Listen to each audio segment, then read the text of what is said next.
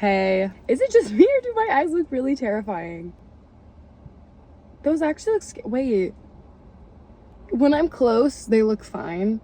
But when I'm like further away, they look kind of scary. Anyways, hi, I am back again because I had so much fun last time. As per last time, I have a drink again. I have never gotten a matcha from this particular place. I get a lot of lotuses there. And my friend told me like, no, yeah, their matcha is actually pretty good. Why'd you lie? Why'd you lie? He watches my videos. Why'd you lie? I'm actually kidding. It actually is pretty good. I just put too much trust in my barista because she was like, you should try this. It's like lemon cupcake. And I said, give it a go. It's fucking weird. It's 94 degrees today, but I'm still in my car because it makes me feel safe. I'm like the opposite of, what's that called? I'm like the opposite of a claustrophobic. Claustrophobic. What's the word for someone with claustrophobia? A claustrophobic? I have the opposite of claustrophobia, where I love little teeny tiny spaces that just feel like mine. Until I'm in a bathroom. Bathrooms are horrifying no matter how large they are. Today's topic, because I hate an intro, today's topic is about old people and how you're gonna be one day, and that's okay. I have always wanted to die young. I just have such a feeling about it. I couldn't express it for a long time, but dying young just felt like this just like romantic and like ideal situation, because I've always thought to myself, if you live to be old, you can live old enough to like hate yourself. You know what I mean? But if you die young, you and everyone else around you can just wonder what would have been. My desire to never be old has always kind of stemmed from, I don't want to be old and ugly and shriveled and gross and decrepit and like disintegrating, and like I don't want to look like the queen's husband, respectfully. But I've just never wanted to be old. I've just never had a desire to be old. Just like, you can't accomplish anything when you're old. You can't do anything when you're old, and you're ugly when you're old, and I don't want to be ugly. I was at work and I was taking out the trashes and I was on the patio and it was hot as balls this day, right? Like literally so hot. I'm looking around. Everyone is like, you know that look people have when it's like too fucking hot outside and everyone's just like, that's what it looked like. That's what everybody looked like. But there was this one woman. She was old. And I was like, oh my goodness, this woman is gorgeous. Not just like she was gorgeous for an old woman, but like genuinely the top 5 most beautiful people I've ever seen in my life. She was gorgeous. She was so pretty. And she had all silver hair. And she was probably, I want to say 70. She was so happy, and she just looked so light and carefree, like, but it felt like, I don't know, it just felt like she had experienced so much. And I've never been the type of person to like worship an old person. I've never really understood that, like the like respect your elders thing, like I get it, but I've never looked at an old person and thought they have more value than I do because they've lived more. But when I looked at this woman, it wasn't even her beauty, it was just her general like demeanor that made me think like, this woman has seen so much life. She had like a simple blowout in her hair. It was just very like timeless, and she just had light makeup on. Like it was just like dewy and natural, but like she wasn't trying to like cover up any of her wrinkles. And like she was just wearing this like flowy sundress, and she just looked so beautiful. And I just thought to myself, maybe I do want to be old. There wasn't necessarily anything about her that was like unique or eye-catching or anything. It was just like, she was old and she seemed happy. And I think it's so rare to see old, happy people. Maybe that's just the people I hang out with, the old people I hang out with day by day. But I just feel like it's really hard to find people who are old, who aren't just happy, but they're like content with who they are and where they are in life. I just feel like that's so rare to find. And this woman she just looked so happy, like just being who she was. And I was just like, wow, maybe I do want to be old someday. And then I got deeper into thinking about it, because I can never just think about something once. I have to contextualize it and think, why do I think that? Why didn't I think that before? And I think it's just the general fear that we have in society of aging. And I'm noticing it more than ever, because tell me why people are drinking out of these fuck ass straws so they don't get mouth lines. And people talking about like baby Botox because they're too young to get regular Botox, but they don't want to have wrinkles. I'm not saying I haven't been a victim of this, because I have, because by looking at me for 2 seconds, you can tell that I'm a very expressive person. My eyebrows move so much. Like, I'm doing this all the time, I'm doing that all the time. Like, my eyebrows are always fucking moving. My eyebrows are always on the move. But then I started thinking about it, and I was like, oh my gosh, I'm gonna get wrinkles. I'm gonna get wrinkles. I need to stop moving my face so much. So for like, shit you not, a year, I was like trying not to move my face as much as possible. And I think it made me sadder.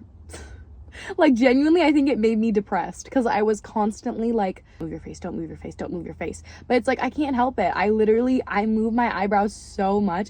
And honestly, I'm sorry if I drew your attention to it now, because it's the only thing you're gonna notice now. Because I remember somebody saying that to me before. They were like, I never noticed how much you move your eyebrows, and now it's all I can look at. And I'm just like, yep, yeah.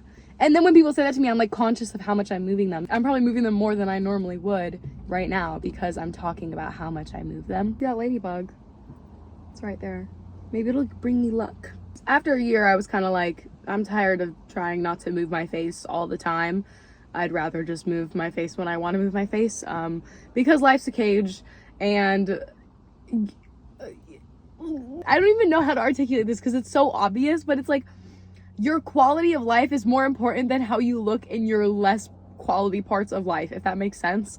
Because it's like, oh, like, I want to look good when I'm 80, so I should stop smiling now. Well, you're gonna be miserable and kill yourself before you're 80 because you never let yourself smile. Like, have you seen people with Botox cry? It's sad. I look at people with Botox crying and I feel like I need to cry for them, because their face is a cage that they can't move. Anyways, I forget that there's a skate park here. One time I got stuck in the skate pit.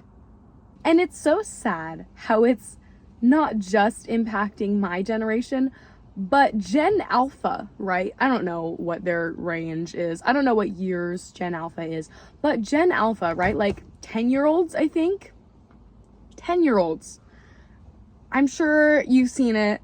The drunk elephant, retinol. Tween girls don't want to be old. We have such a fear of being old as a society. And it's so sad. It's so sad, because I think a part of growing up is wanting to be an adult.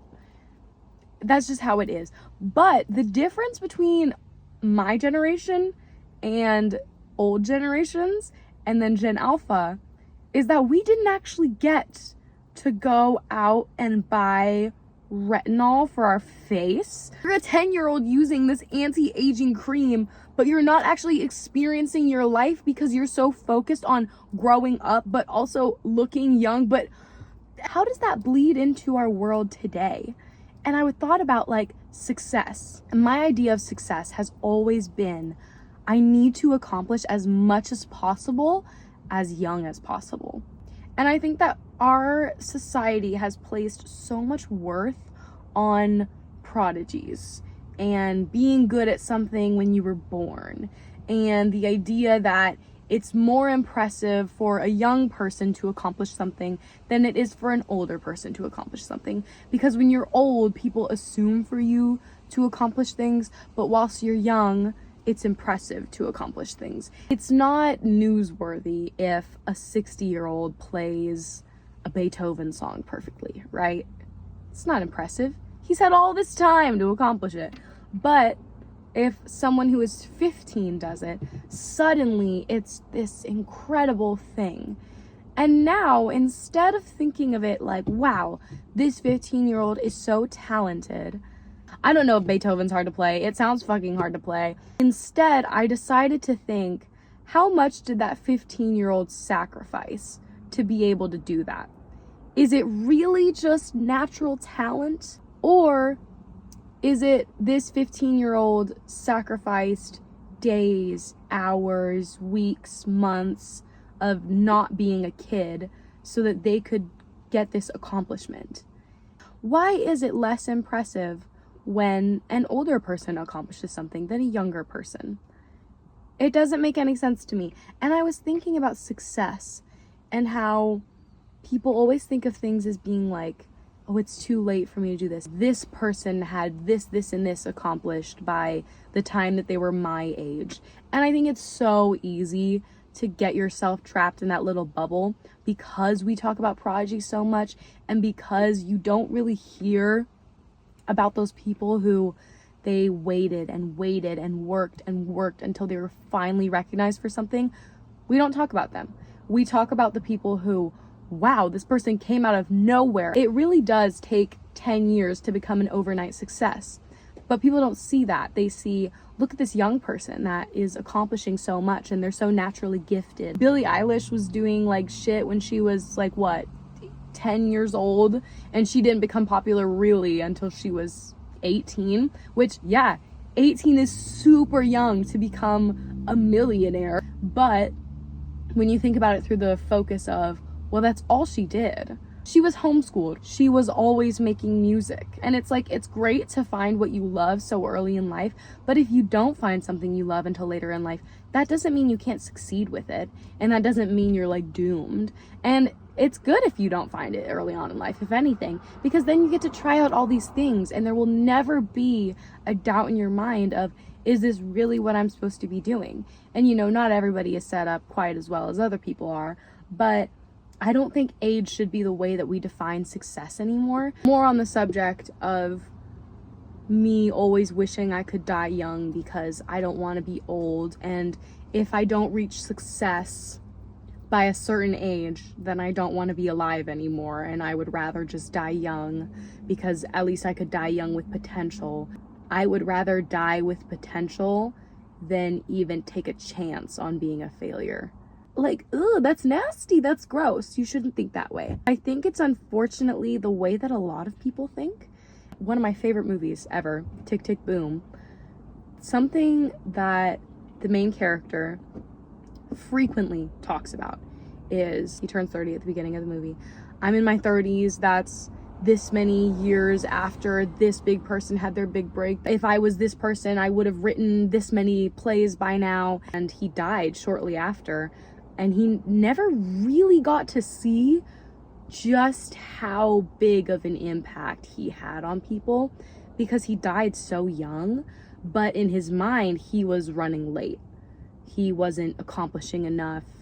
He wasn't doing enough in his time. And then he ended up dying. He did reach success, but he spent his entire life thinking, I should have done this by now. I should have done this by now. I should have done this by now.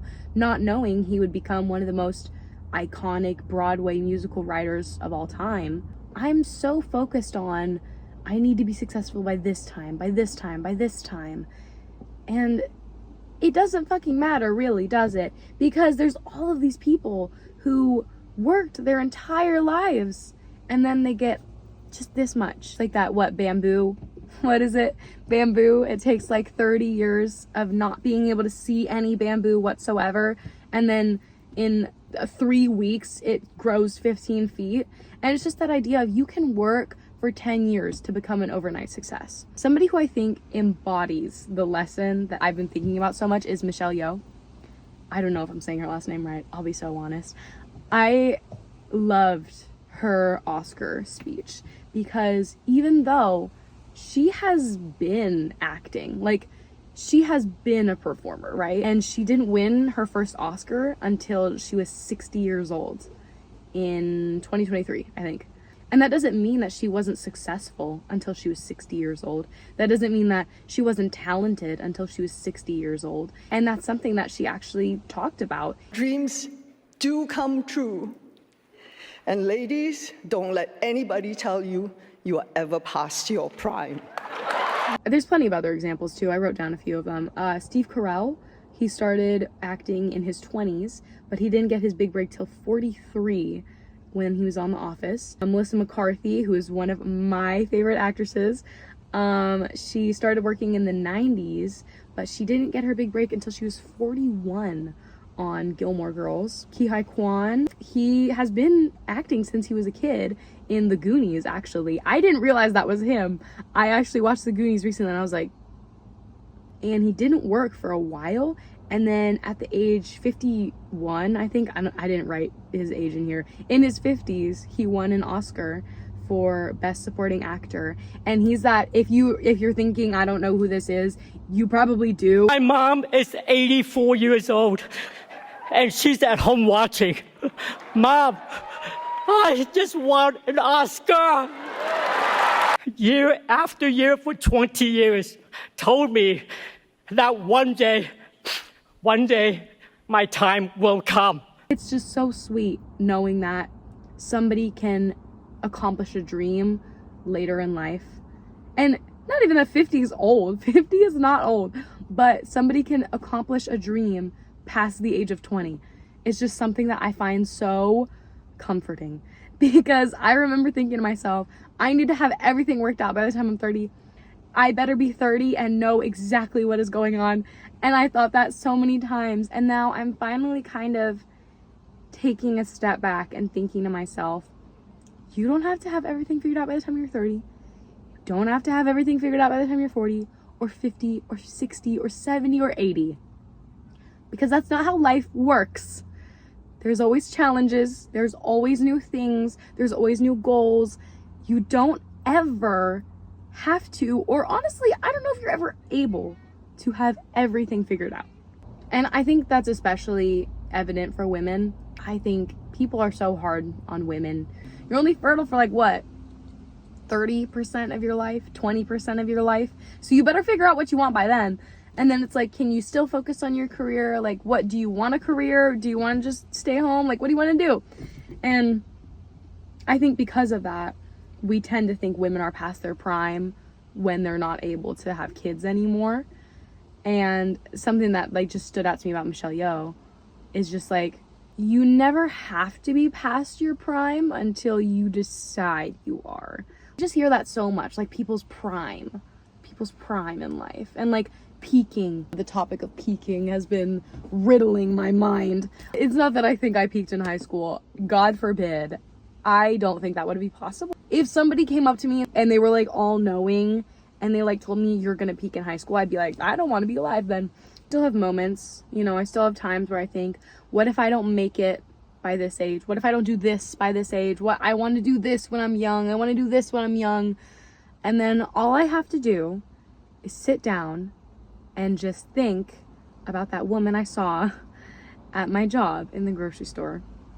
And I just think of how happy she looked and how she just looked like she had it all figured out. And I think about her and I think, you know, she probably doesn't have it all figured out, because none of us do. But she looks like she has figured out a lot. And there's something so magical about that. When things kind of come to an end, I think end of senior year really made me feel this way. It's hard to feel like you're not running out of time. And then you just have to take a step back and remind yourself there are people who accomplished what they wanted to accomplish early in life. And there are people who accomplish what they want to accomplish in their 40s. And there are people who accomplish what they want to accomplish in their 60s. And none of those are bad examples of how to live your life. None of them are bad examples. None of them are more impressive than the others. None of them mean anything but that person got where they wanted to get. And it doesn't mean they were miserable until they got where they wanted to get. And it doesn't mean that once they got there, they thought, okay, I'm done. It means that they got where they wanted to get. And so can you. I think that's all I wanted to talk about today. I hope you have a good day. Have a good life. If I see you again, cool. Bye.